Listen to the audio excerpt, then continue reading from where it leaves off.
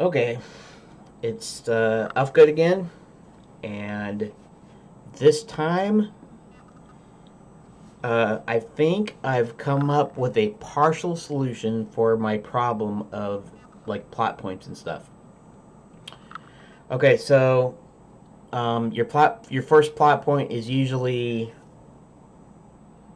that's kind of interesting because um, that can't be the first plot point of the whole story because you have all these other characters that you're going to introduce, and you usually introduce all your settings and your characters kind of in the first 30 minutes of a movie. So the first section of your game would be that.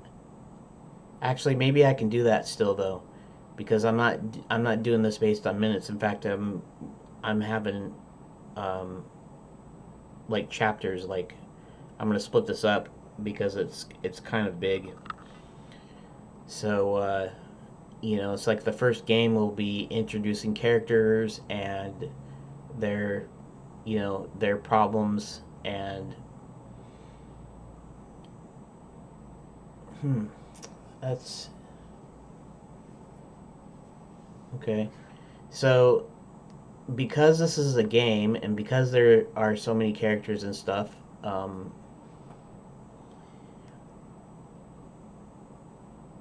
let's think for a second.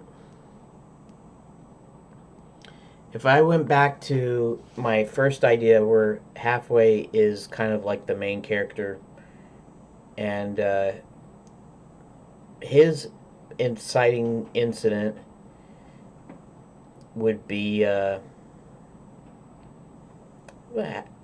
could have these like happen within within like let's say the first game or the first chapter or the first book, whatever you want to call it, where they all have their parts, but then still to witness, still to have feel like it's a complete story, even though it's part of a bigger story.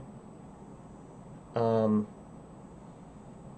I wonder if I just get away with actually making the big story, the whole act, plot points, and all that, to where it doesn't have to. It can leave a kind of like off on a cliffhanger. It's not really a cliffhanger, but it's kind of like if I could just do that because I'm considering this as one story, right? I'm not sure. I'm gonna ask some people something here. I'm just typing in internet relay chat here in Hex Chat, which is the client that I'm using. Okay.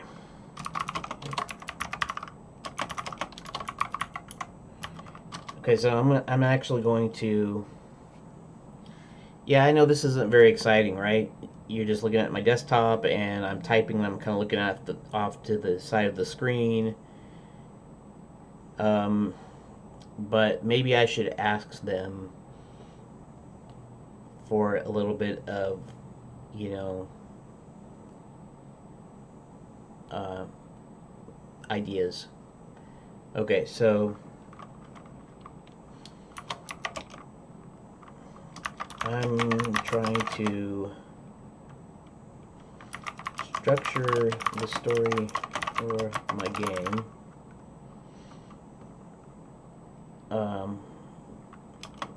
Like a screenplay, sort of.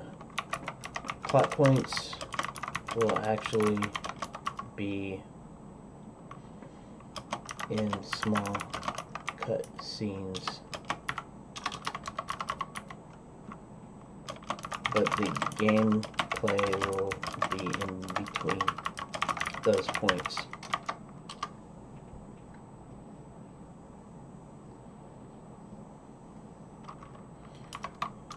Canvas, fine. Okay, so what was I going to ask? Um, do some here.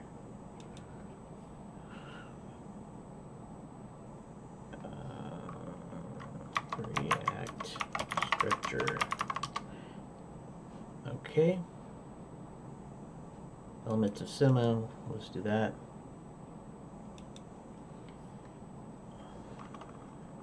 I'm trying to decide if I can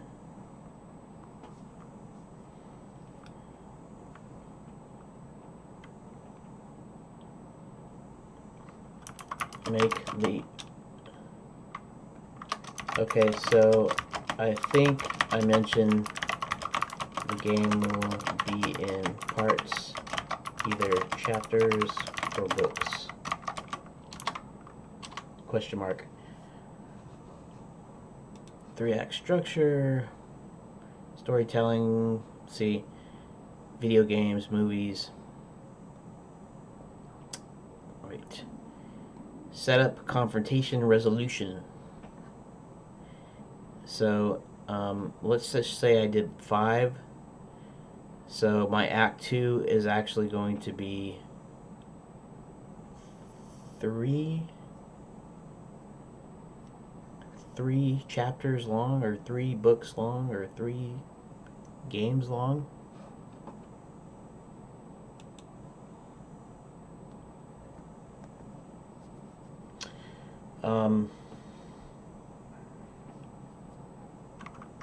In any case,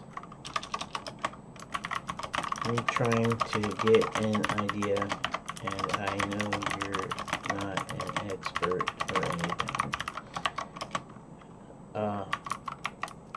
whether each game part should be self-contained, or should it be, or would it be okay to just be part of the whole story game?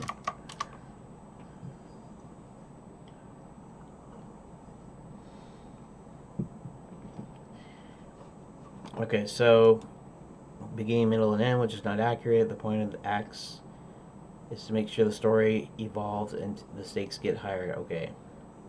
Stakes gets higher, crisis, falling action. Okay, I got it. Plot point, a major twist that provokes the beginning of a new act. First acts are all the major characters of the story introduced, plus the world which they live in and the conflict that will move the story forward. In Act 1, the writer has the freedom to create any setting and reality that he so wishes. It's in the first pages of the script that he defines the reasoning and the logic of the story. This early in the script, anything is possible. The story may happen in the distant future, a long time ago in a galaxy far, far away. It might take place in downtown New York or an African jungle. The first act also establishes a genre. It may be drama about a widow that struggles to re-encounter love, or suspense about a young trainee summoned out of the FBI Academy in a special assignment to interview a dangerous psychopath. The writer may even distort reality or create its own. Toy Story opens with the young boy Andy playing with his toys. As soon as Andy exits the bedroom, leaving the place unsupervised, his toys promptly gain life. Yet we don't frown or disapprove of it. At the movie's very beginning, the audience has their mind open for practically anything. As the movie progresses, the viewer unconsciously forms a frame for the story, and their suspension of disbelief narrows, limiting what they will accept as plausible or congruent. Okay, that's kind of interesting.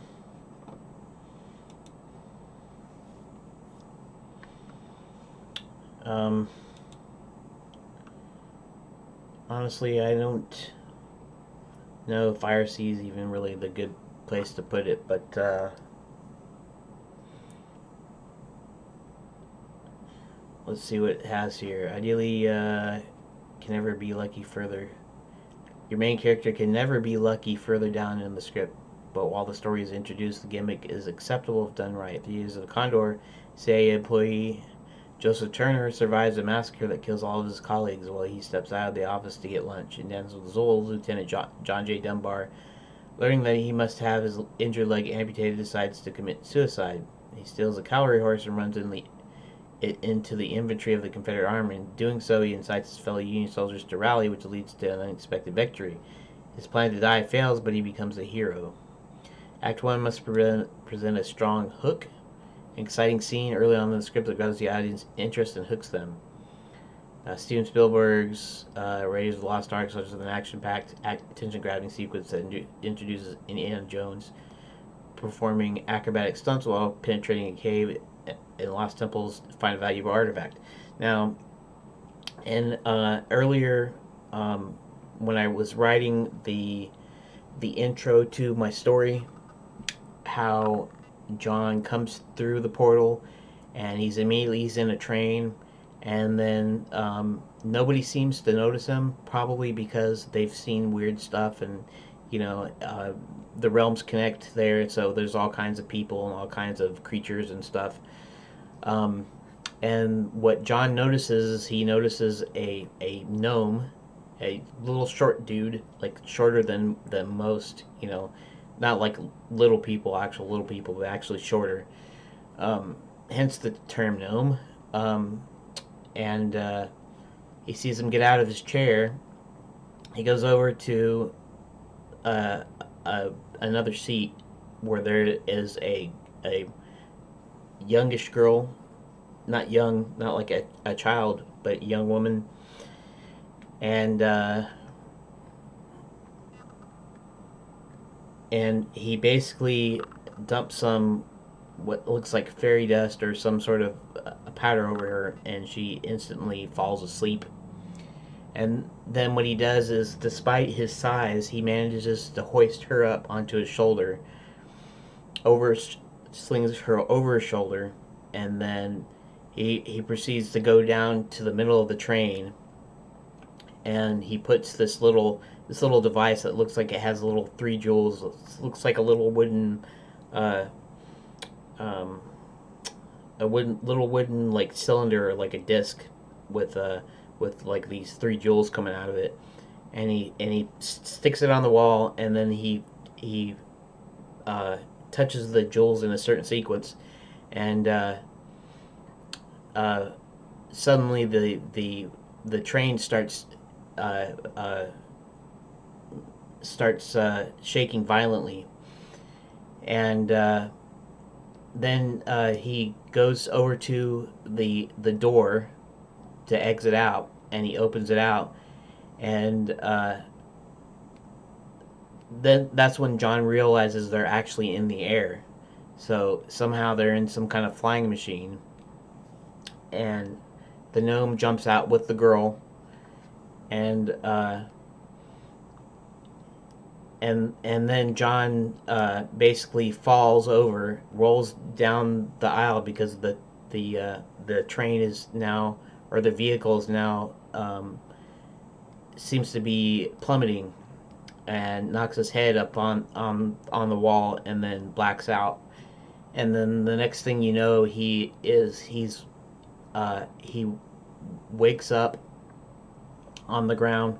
He's a little bruised, but not otherwise unhurt. And he looks out, and he notices that people are waking up, and they're coming out. And he notices that it's also a train, so it was a flying train. So that is actually my hook. That's my deal. But you could also look at it as a first plot point, right? So, because basically a plot point is kind of a turning point, right? Because he goes there, and now the portal's closed behind him, and he was on a train, now he's on the ground. So it's like a combination of the two. Episodic content. Somebody in IRC is asking me if I'm talking about episodic content, and I'm not actually, because episodic is like a TV show where it doesn't necessarily connect, right? Where they're just individual episodes sometimes. Well, actually, though, if they're doing it like a TV series, I'm sure they would connect, but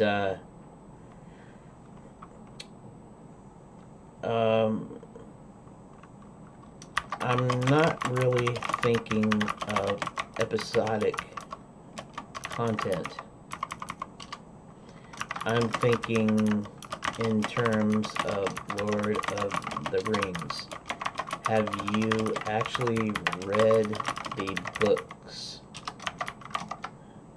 And I put the S in parentheses because Tolkien had written it as a one story, one book, but it was too huge, and so his publishers asked him to divide it up into individual books, and so there were 3 volumes and with 2 books in each. But even though it's one story, I don't think I'd want to play a game that didn't have an end.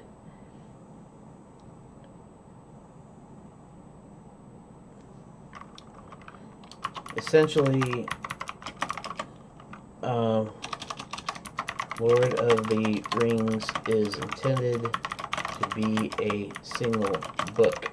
However, its publishers didn't think they could sell it that way, so they asked him to split it up, and he did it in 3 volumes with 2 books each.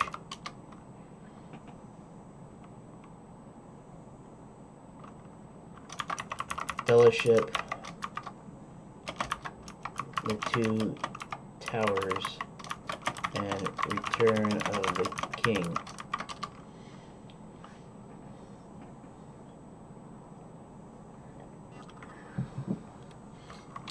Even in the movies, they're not really self-contained, although Peter Jackson did a good job at Peter Jackson did a good job at rearranging the story sequences in a way that made it feel like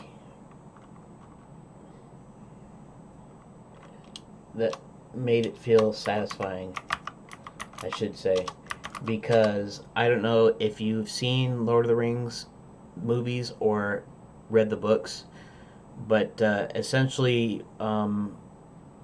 even in the movies, it's one long story. You know, they at the end of Fellowship, they kind of split up. The Fellowship splits up essentially. So so Boromir goes off with Aragorn and I remember their names now. It's always when I know their names. It's just whenever I want to remember something, I can't pull it up. Somehow my brain switches and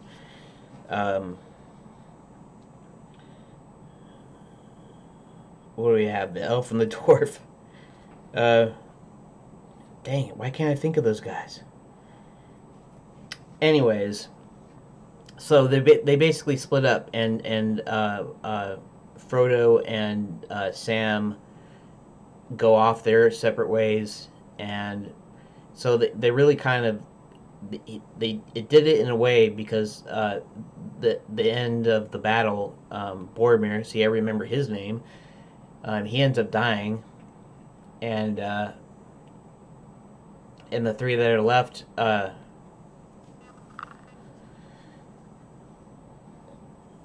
Legolas and why can't I think of the dwarf's name? They're like the 3 most important characters, and I can't remember them.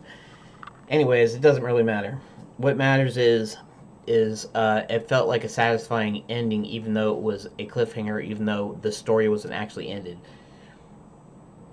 So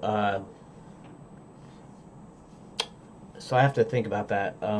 It looks like we're going past again. So I'm at almost 20 minutes now. So I guess I'll stop here, and then I'll start another video here in just a second, which for you is like the next day, right? stop recording.